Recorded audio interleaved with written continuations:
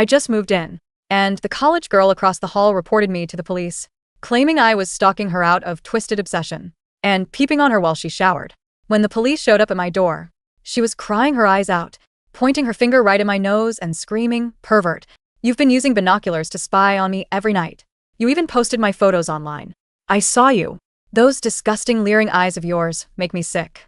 The neighbors around us started pointing and whispering. Some even shoved me, calling me the scum of society. This creep should be chemically castrated. He looks so normal on the outside, but he's actually a peeping Tom. Facing their accusations, I removed the sunglasses from my face, revealing two deeply sunken empty eye sockets. "Officer, tell me, how exactly does a blind man peep on anyone?" My voice wasn't loud, but it pierced through the chaotic air in that room like an awl. The neighbors who had just been shoving and cursing at me froze mid-motion. The middle-aged woman who'd been leading the large stood there with her hands still raised in midair, forgetting to lower it. Every pair of eyes in the room locked onto my face, or more precisely, onto the two hollow eyeball cavities where my eyes should have been. These were the permanent marks left on me 3 years ago in a fire. The lead officer was experienced. His name was William. He froze for a moment, then furrowed his brow, his tone thick with impatience. "Don't lie to us. Whether you're really blind or not, we'll find out at the hospital." The girl across the hall, Mia Lee, paused her crying for a beat and burst into even shriller sobs. "He's lying. He's just trying to get away with it. There's no way he can't see. He stands by his window watching me every night. Those eyes, those eyes." She seemed to want to describe my eyes, but the sight of my empty sockets scared her speechless. She just pointed at me, trembling all over, busting. "This is so disgusting." Her outburst stirred up the neighbors again. "Right?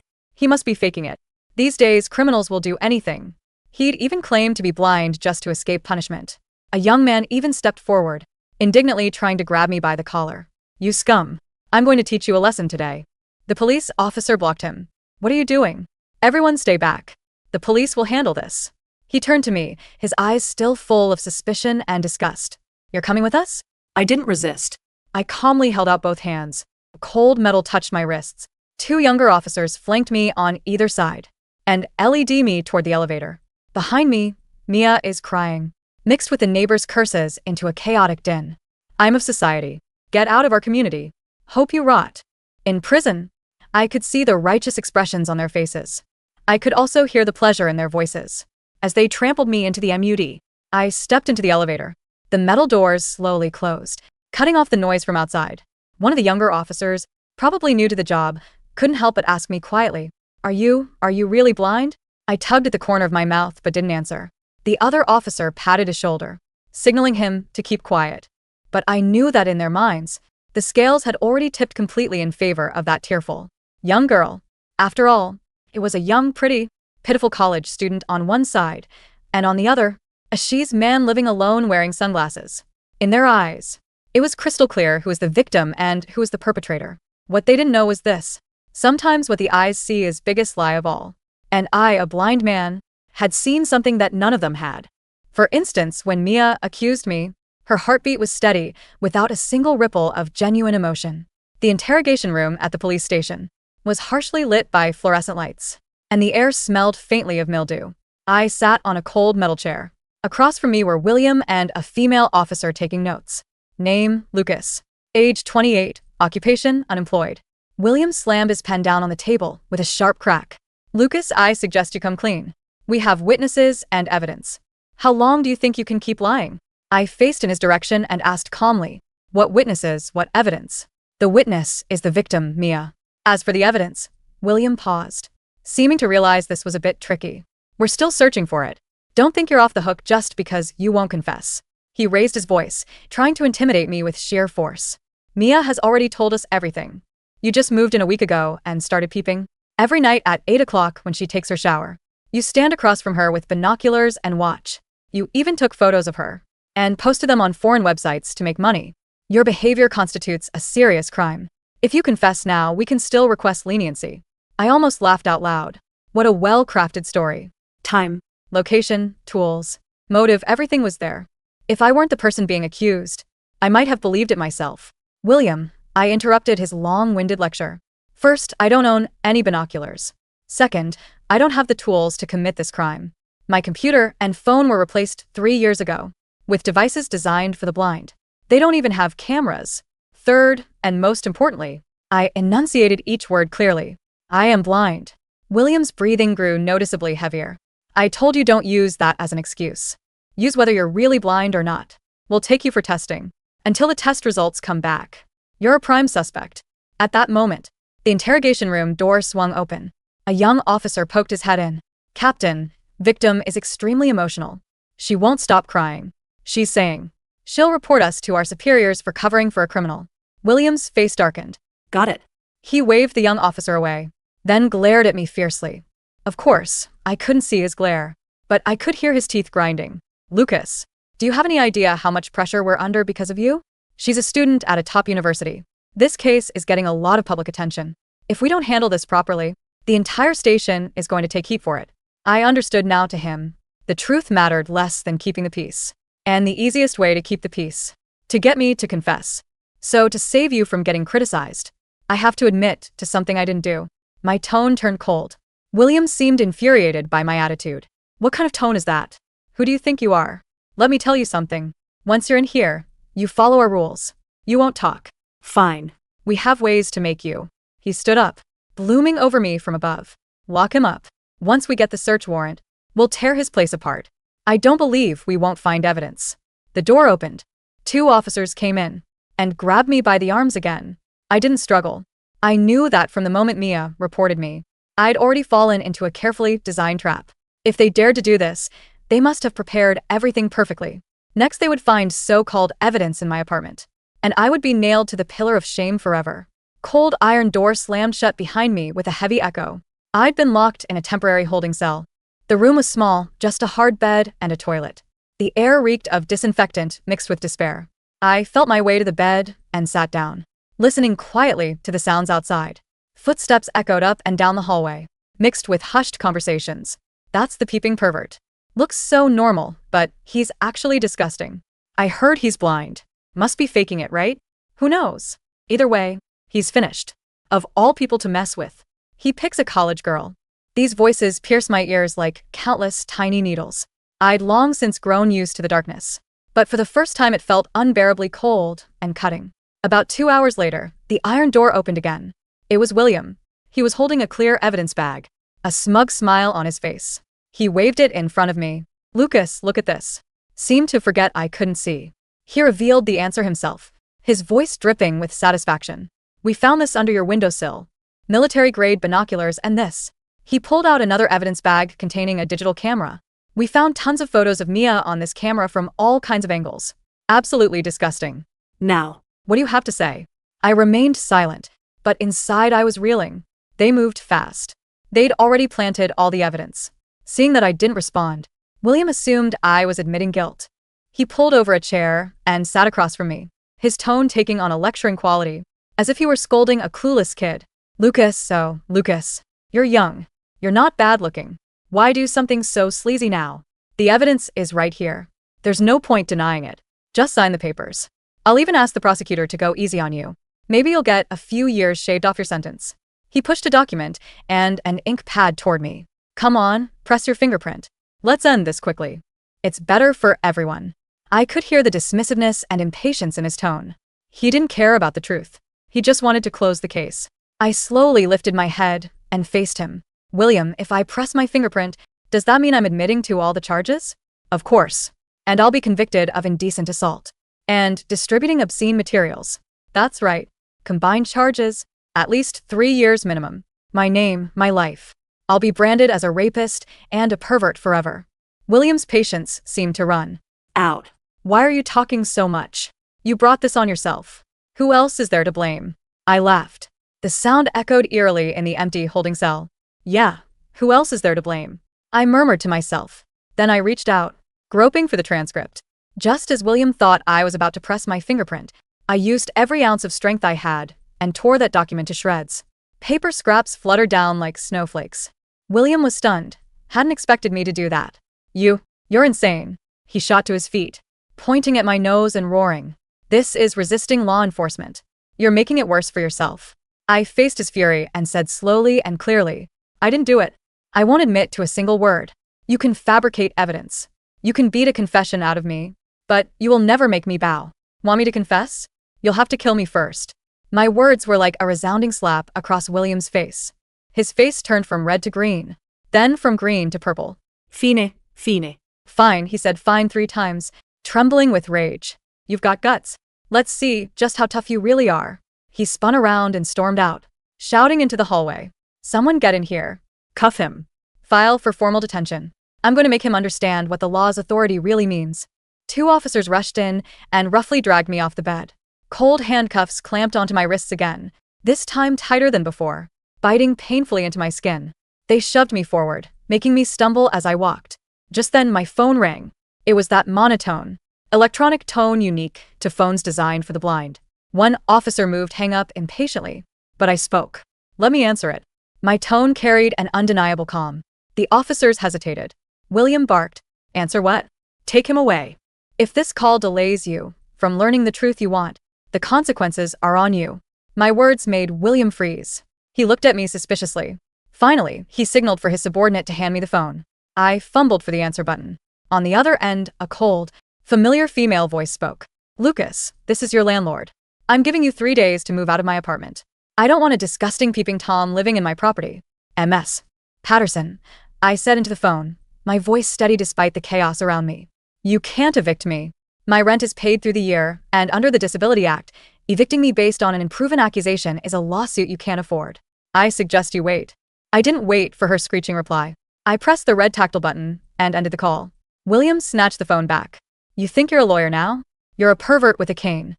Actually, I said, leaning back against the cold wall of the hallway where they were dragging me.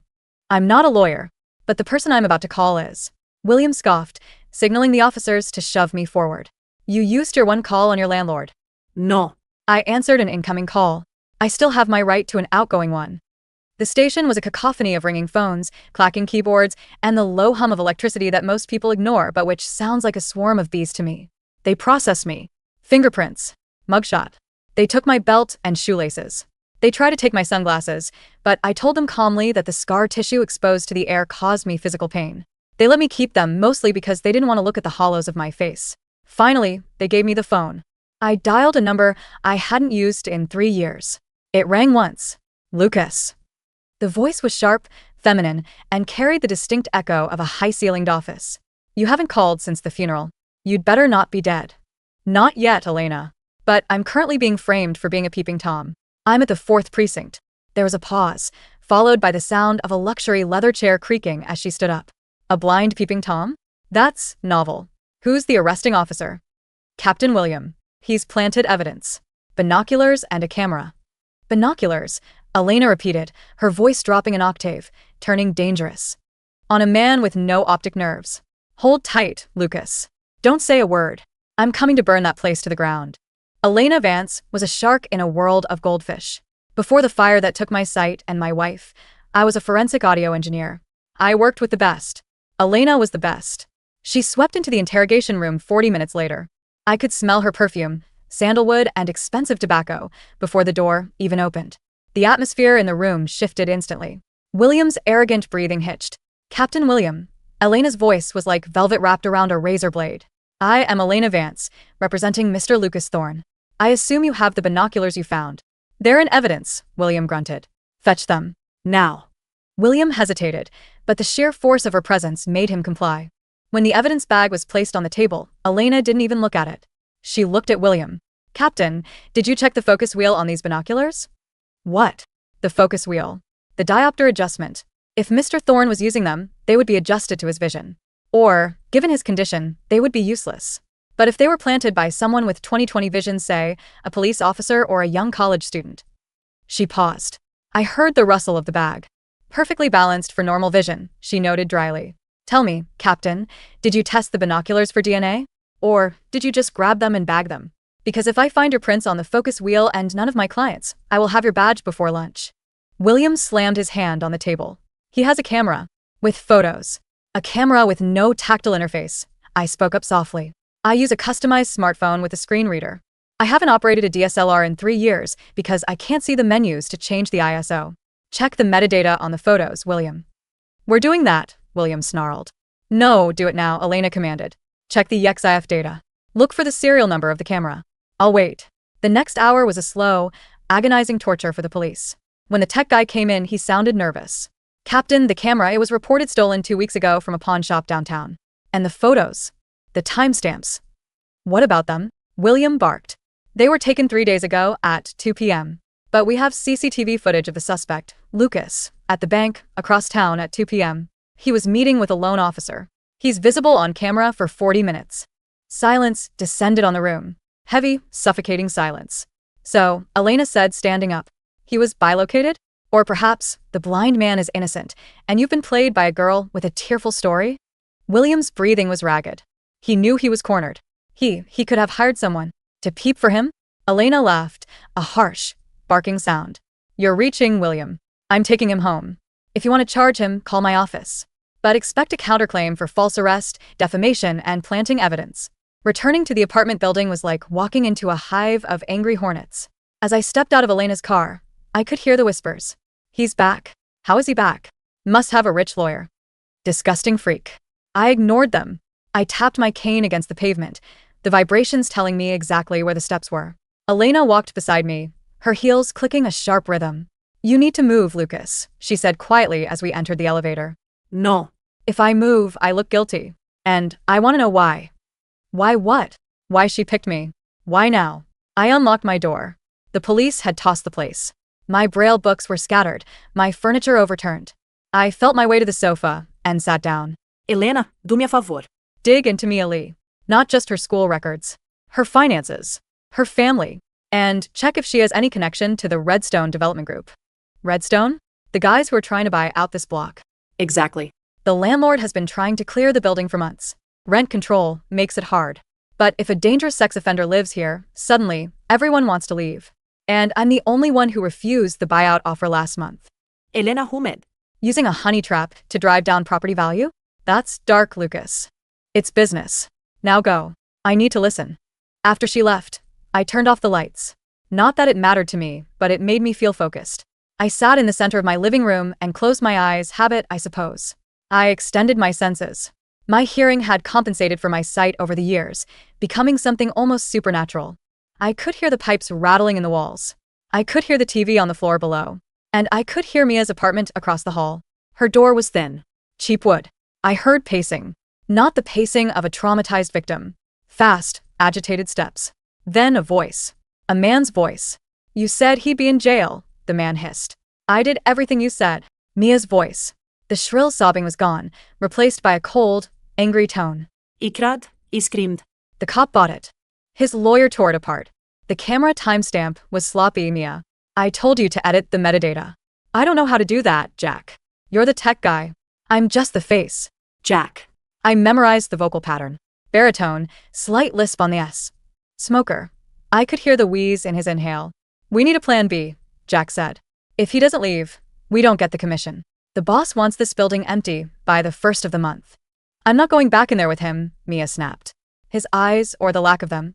It creeps me out. He just sat there in the hallway while they arrested him. Like a statue. Don't be a wuss. Tonight, we escalate. If the law won't get rid of him, fear will. I heard the sound of a heavy object being set down on a table. Metal on wood. A gun? A crowbar? What are you going to do? Mia asked. I'm going to make sure he has an accident. Blind men trip and fall all the time. Especially down fire escapes. I sat perfectly still. They were going to kill me. Not for obsession, not for sex, but for real estate commission. I reached for my phone and activated the voice recorder app. I needed more. Night fell. The building grew quieter, but my world became louder. At 2 a.m., I heard my doorknob rattle. I had already prepared. I knew they would come. I was sitting in the corner of the living room, behind the overturned bookshelf. In my hand, I held a high-frequency sound emitter, a tool from my old life, used for testing audio equipment. At close range and max volume, it was disorienting, painful, almost paralyzing. The lock clicked. The door creaked open. He's asleep, Jack whispered. I can't hear him snoring. He couldn't. I had played a loop of my own breathing on a speaker in the bedroom. A simple audio trick. 2 sets of footsteps entered. One heavy, Jack. One light, Mia. Let's just scare him, Mia whispered. Trash the place more. Leave a threatening note. No, Jack growled. He's a liability. We toss him off the balcony. Suicide. The shame was too much for him. They moved toward the bedroom. I waited until they were in the hallway, the narrowest choke point of the apartment. I stood up. You know, I said, my voice projecting clearly from the darkness behind them. The problem with pretending to be a victim, Mia, is that you forget to check if your prey is actually helpless. They spun around. I heard the fabric of their clothes swish. Who's there? Jack shouted. He clicked a flashlight on. The beam swept the room, but I didn't care. Darkness was my home. You brought a flashlight to a blind man's house, I said, stepping sideways silently in my socks. That's rude. Where are you, you freak? Jack swung the light wildly. I triggered the sound emitter. A piercing, ultrasonic screech filled the room. It was 18,000 hertz at 110 decibels. To them, it was like an ice pick in the brain. To me, with my dampened hearing aids adjusted, it was manageable. Ah, what is that? Mia screamed, dropping to her knees. My eyes are gone. I spoke, moving closer, guided by their localized screams. But my ears work just fine. I recorded your conversation earlier, Jack. I have you conspiring to commit murder. Kill him. Jack roared, fighting through the noise. He lunged in the direction of my voice. But I wasn't there anymore. I had memorized the layout of my apartment down to the millimeter. I stepped behind the kitchen island. Jack crashed into it, winding himself. I moved in. My hand found his wrist, the one holding the heavy metal object I'd heard earlier. A wrench. I twisted. Not a profound martial arts move, just simple physics applied to a joint. He yelled and dropped the wrench. I kicked his knee hard. He went down. Mia, I said, turning my head toward her sobbing form. Turn on the lights. What? Turn on the lights. Let the neighbors see. I can't. Do it. I roared. Trembling, she reached up and slapped the switch. Suddenly, the apartment was flooded with light. I couldn't see it, but I felt the change in the air, the electricum. Help, I shouted, dropping the emitter and falling backward, feigning injury. Help. They're killing me. I knew the neighbors were listening. They always were. The door burst open. It wasn't the police this time. It was the young man who had tried to grab my collar earlier, the neighbor, Steve. He had a baseball bat. He stopped seeing the scene. Me, cowering on the floor, bleeding from a cut I'd deliberately reopened on my arm. Jack, a stranger in black clothes, holding a wrench, which he had stupidly picked back up. Mia, standing there looking guilty as sin, not crying, but looking terrified. What the hell is going on? Steve yelled. They broke in. I gasped, pointing blindly. They tried to kill me. She let him in. Jack panicked. He shoved Steve and tried to run. Steve swung the bat, catching Jack in the ribs. The tech guy crumbled. By the time the police arrived, real police this time, not just William, the narrative had flipped. It took 3 days for the full story to unravel. Elena arrived with the district attorney. It turned out my audio recording of their conversation was admissible because they were in a common hallway when they started talking, where there is no expectation of privacy, and then inside my apartment where they were committing a felony. Mia cracked instantly. She was a drama student hired by Jack, who was a fixer for Redstone development. They had done this to 3 other tenants in different buildings. The photos were stock images photoshopped, and the binoculars were indeed bought by Jack. But the sweetest victory was regarding Captain William. Elena found the connection. William's wife was a consultant for Redstone, a direct conflict of interest. He hadn't just been lazy, he had been protecting the investment. I sat in the interrogation room one last time. This time, I wasn't the suspect. William sat across from me, handcuffed. You think you won? William spat. You're still a blind cripple living in a dump. I adjusted my sunglasses. And you are a corrupt cop about to go to federal prison. I think the scales have balanced quite nicely. I stood up and tapped my cane. Officer, I'm ready to go. A week later, the neighbors held a small gathering in the hallway. An apology party. The middle-aged woman brought a casserole. Steve, the guy with the bat, shook my hand awkwardly. I'm sorry, man, Steve said. She was crying and... People believe what they see, I said, accepting the handshake. It's a flaw of the sighted. You trust your eyes too much. I didn't stay long. I didn't want their pity or their guilt-ridden casseroles. I went back into my apartment. The silence was back, but it was a peaceful silence now. I walked to the window, the one I was accused of peeping from. I opened it.